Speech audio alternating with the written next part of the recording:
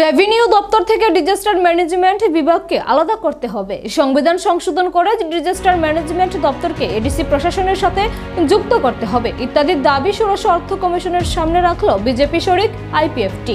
শুক্রবার এক সাংবাদিক বৈঠক আইপিএফটি নেতৃত্ব আরও জানান, এই দুটি বিষয় ছাড়াও আরও একটি দাবি কার্যকর করার জন্য ষোড়শ অর্থ কমিশনের কাছে রাখা হয়েছে।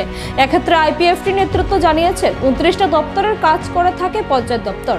একজন পঞ্চায়েত সেক্রেটারি এবং একজন জিআরএস এর পক্ষে কোনোদিনও 29টা দপ্তরের কাজ সামলানো সম্ভব নয়। এক্ষেত্রে এই 29টা দপ্তরের কাজ সামলানোর জন্য ডাটা এন্ট্রি অপারেটর থেকে শুরু করে আরও বিভিন্ন কাজের জন্য কর্মী নিয়োগ করাটা আবশ্যক। এই বিষয়ে পদক্ষেপ নেবার জন্য ষোড়শ অর্থ কমিশনের কাছে দাবি জানিয়েছে আইপিএফটি নেতৃত্বের আশা, ষোড়শ অর্থ কমিশন এই বিষয়গুলোকে বিবেচনায় রাখবে।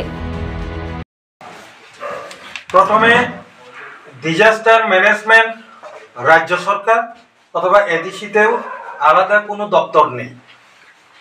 রাজ্য সরকারের কাছে আমাদের 16 ফাইন্যান্স কমিশনের মাধ্যমে আমাদের প্রস্তাব থাকবে রেভিনিউ দপ্তর থেকে আলাদা করে ডিজাস্টার ম্যানেজমেন্টকে আরেকটা দপ্তর তৈরি করতে হবে। এক, দ্বিতীয়ত ডিজাস্টার ম্যানেজমেন্ট দপ্তরকে এডিসিকে 125তম সংবিধান সংশোধনী বিলের মাধ্যমে পাস করে এই দপ্তরকে এডিসির হাতে দিতে হবে। 3 নাম্বার, পঞ্চায়েত দপ্তর 29টা দপ্তরের কাজ করে থাকে।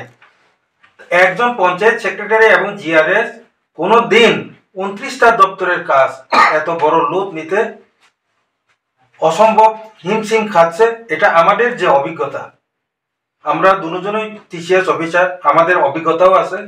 তো ওই জায়গাতে অন্যান্য রাজ্যের মতো কেরানি, ডাটা এন্ট্রি অপারেটর থেকে শুরু করে যা যা দরকার স্টাফ ওইখানে স্ট্যাম্প মারতে হবে। এই 3টা বিষয়টাই আমরা 16 ফাইন্যান্স কমিশনের কাছে দাবি জানাচ্ছি। ঠিক আছে।